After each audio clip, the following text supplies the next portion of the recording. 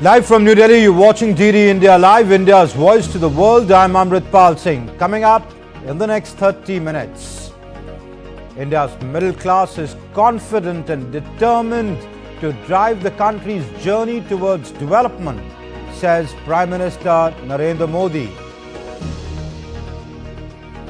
Indian External Affairs Minister Dr. S. Jaishankar tells the Parliament that India is engaging with the United States government to ensure returning deportees are not mistreated. And US President Donald Trump says American troops are not needed in Gaza. Promises displaced Gazans would be resettled in safer communities.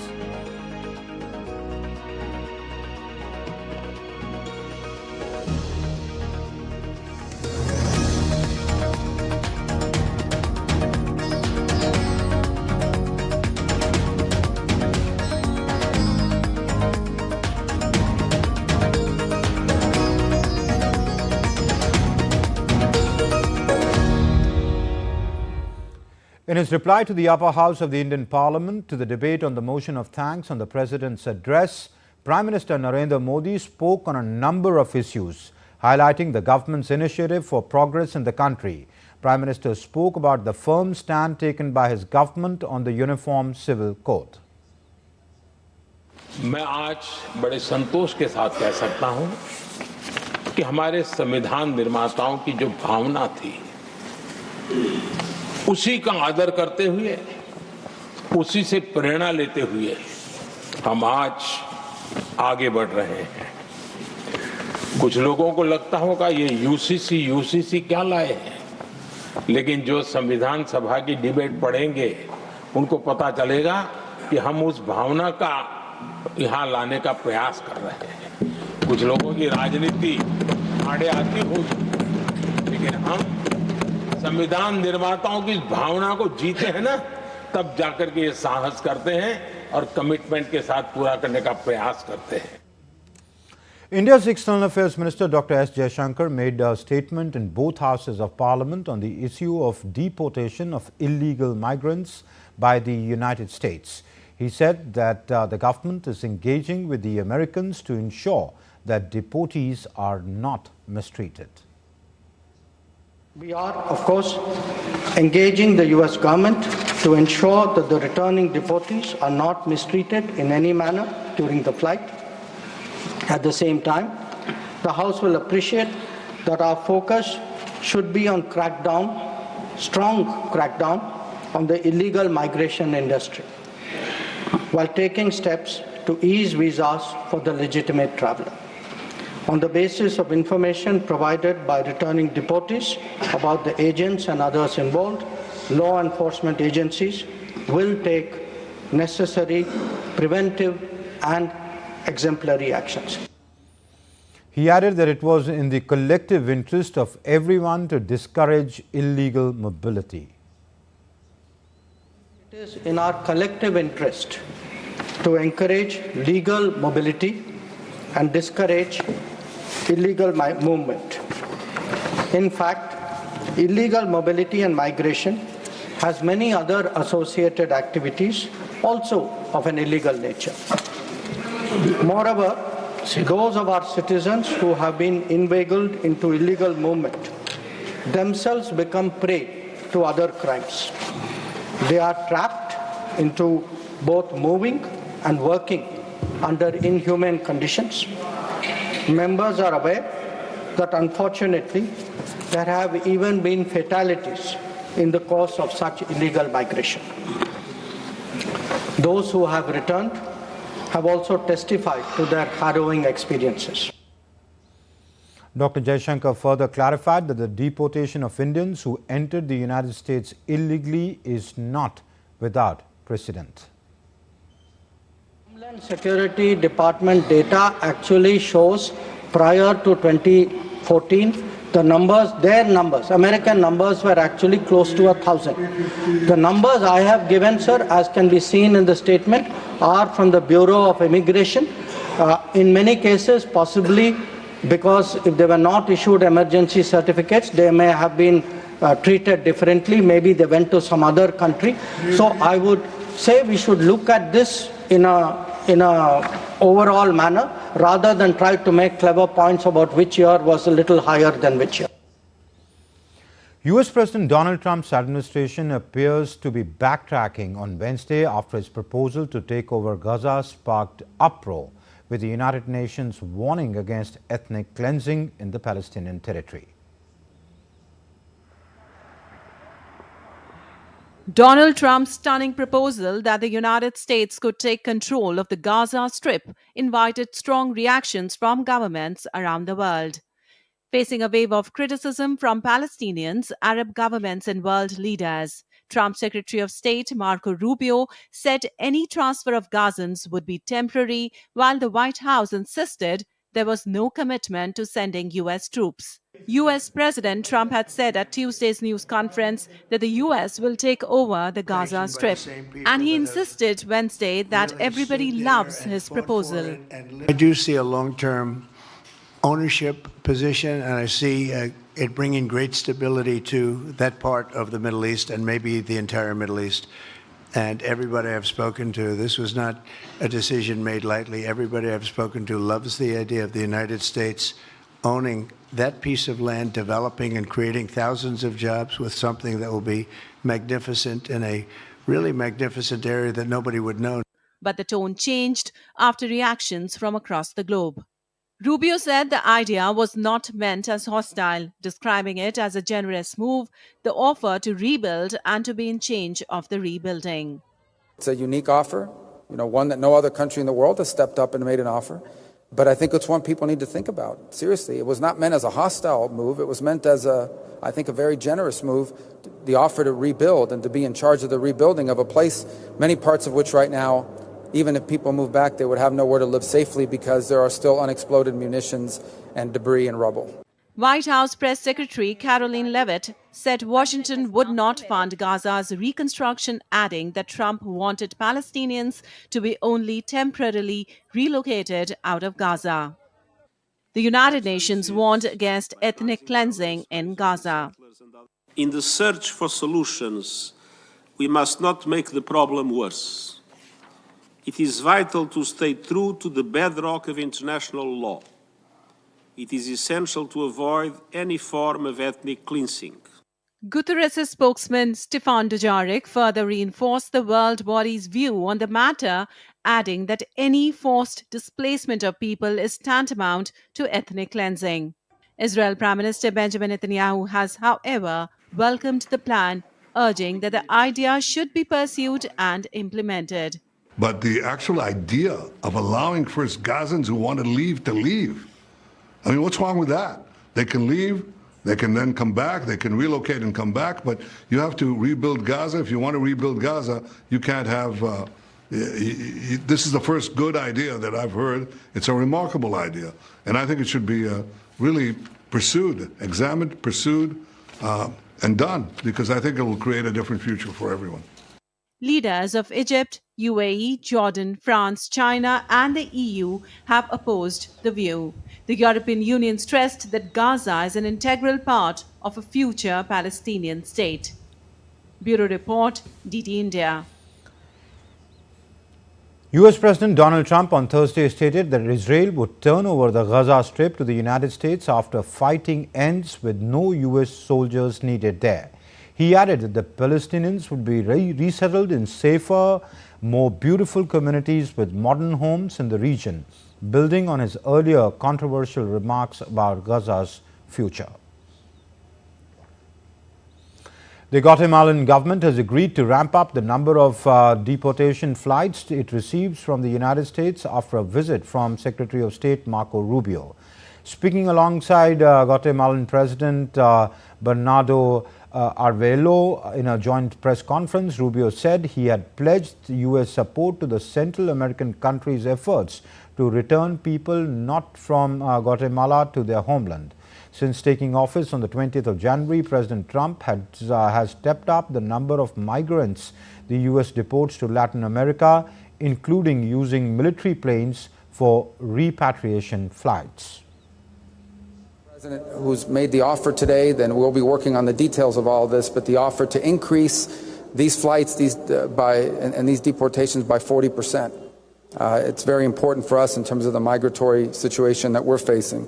His willingness to accept not just nationals, but those from other nationalities as they seek to ultimately return to their own homelands is also important, and we've pledged our support with those efforts.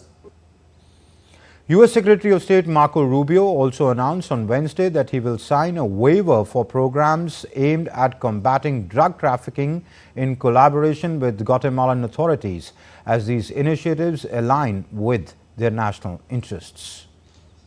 An example of foreign aid that's in our national interest. That's why I've issued a waiver for these programs. That's why these programs are coming back online and they will be functioning, because it's a way of us showing to the American people this is the kind of foreign aid that's aligned with our foreign policy, with our national interest.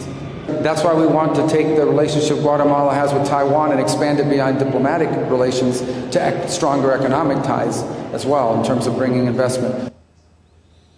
Ukrainian President Volodymyr Zelensky said that Ukraine has significantly intensified its communication with the United States administration. Washington has been one of the biggest suppliers of military aid to Kyiv since its conflict with Russia began almost 3 years ago.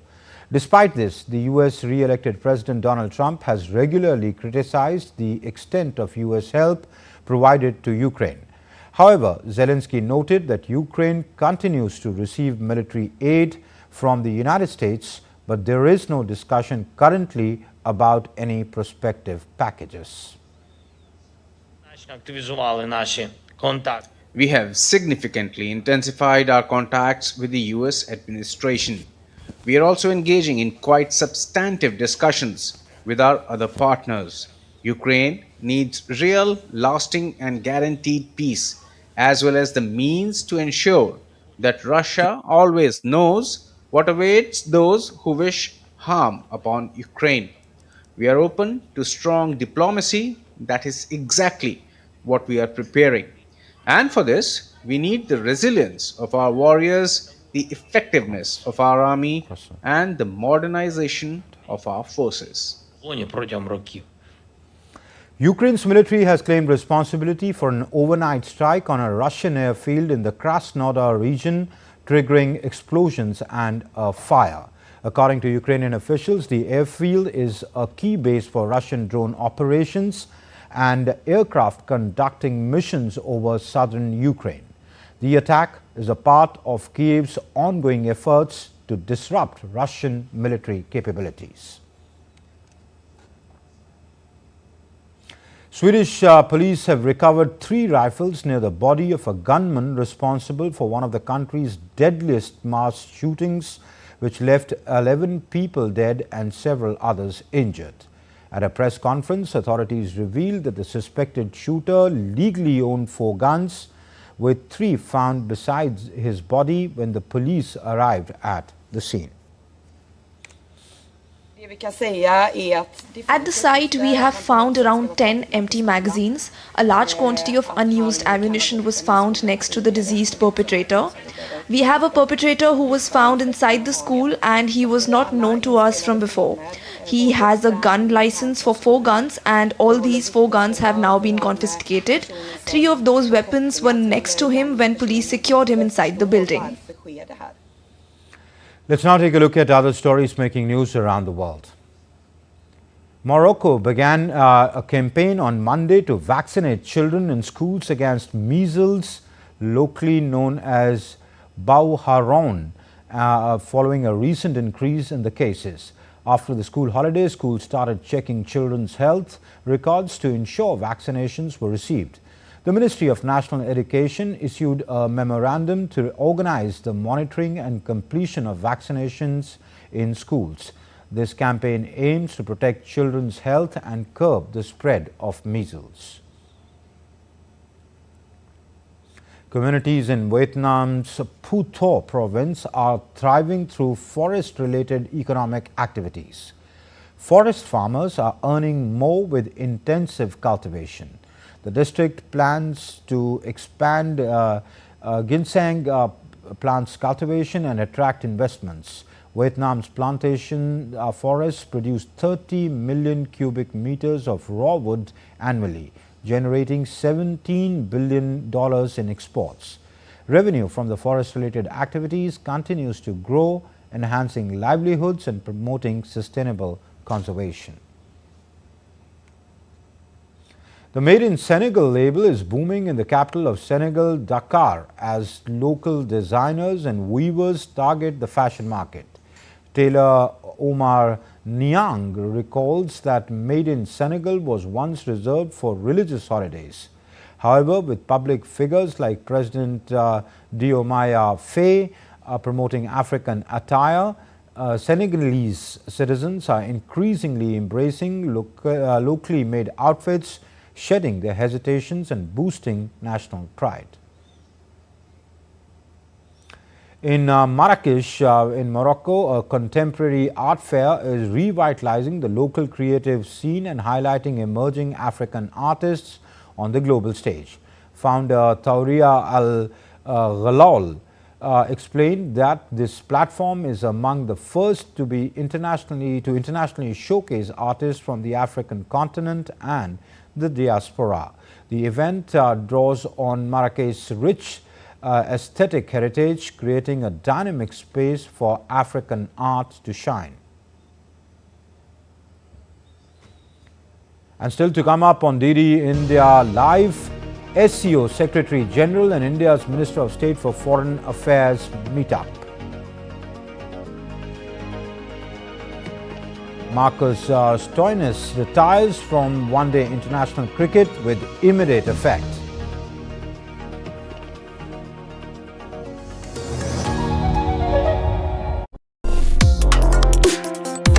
Complex issues, hidden agendas, twists and turns, strategic games. We think all dots are linked. We just need to connect them. Join me every week as I connect the dots to unravel hidden designs in statecraft, mysteries, and decode issues that matter to you. Watch Connecting the Dots with me at these times on DD India.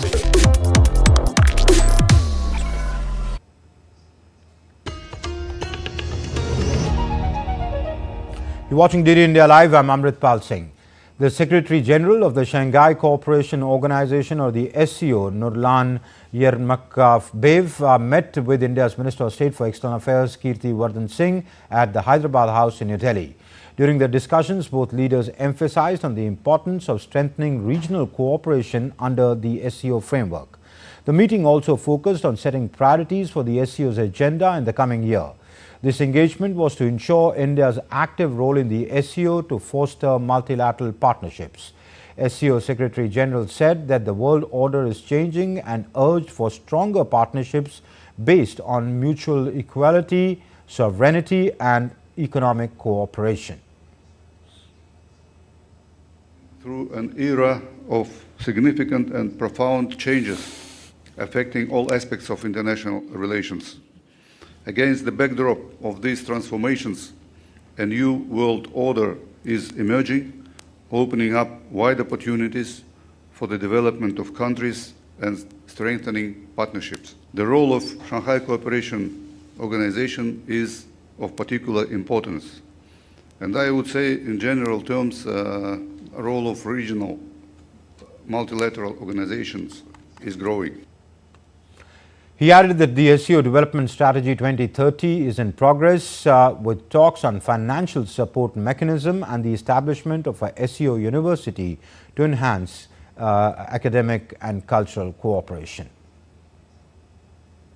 Idea Vasudhaiva Kutumbakam, articulated by Indian Prime Minister, His Excellency Narendra Modi. We commend India's message of striving for fair and equitable growth for all countries of the world. India continues to introduce new ideas and initiatives aimed at developing regional cooperation based on the principles of mutual respect. This invariably confirms the role of India as a reliable and strategic participant in the SCO.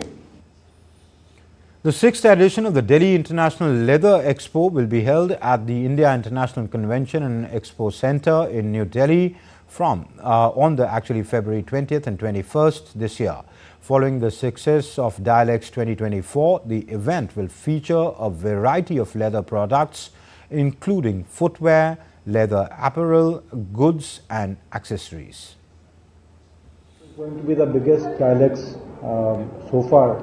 It will feature more than 250 Indian exhibitors and more than 225 international buyers under one roof, making it a premier platform for trade and business networking. The Union Budget 25 has delivered a much needed boost to the leather and footwear sector by enhancing credit access, rationalizing duties and maintaining key policy frameworks.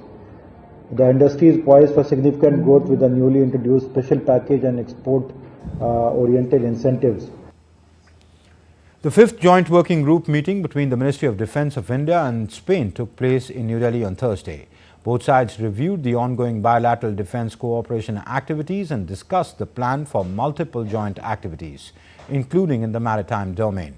Leaders also agreed to focus on closer collaboration in defence, particularly in technology and armament production areas. Australian all-rounder Marcus Stoinis has retired from one-day international cricket with immediate effect to focus on 2020 cricket. He's also pulled himself out of the Champions Trophy squad. Stoinis was a member of Australia's World Cup winning squad in 2023, but was dropped in favour of Manus Labuschagne for the semi-final and the decider against India.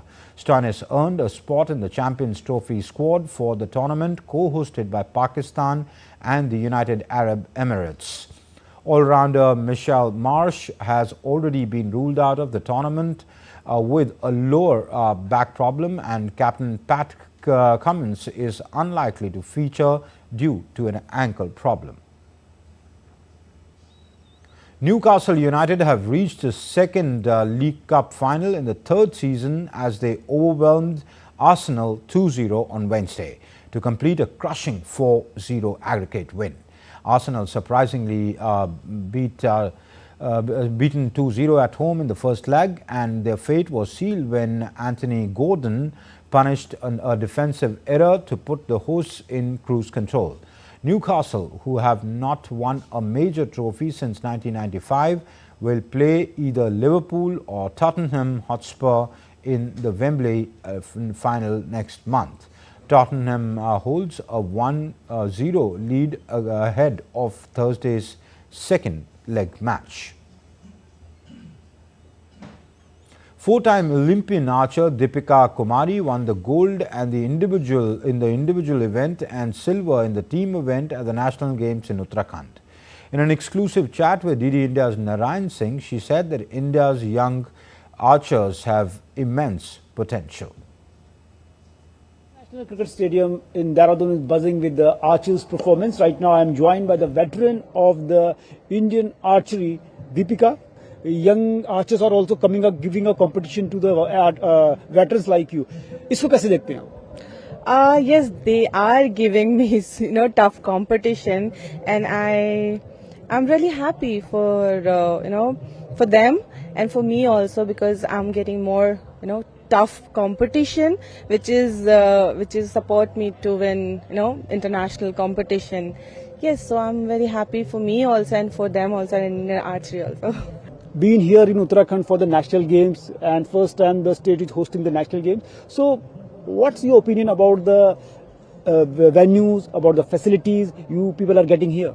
First of all, I would like to thank Uttarakhand to hosting such a good National Games tournament, and this ground is very beautiful, and Uttarakhand also. I like Uttarakhand actually. So weather is very beautiful and good. What's your stand on the current journey of the overall Indian sports if you relate it to the world map? We need to improve ourselves too much, because if I'm looking a world level tournament and national level tournaments, there is no comparison.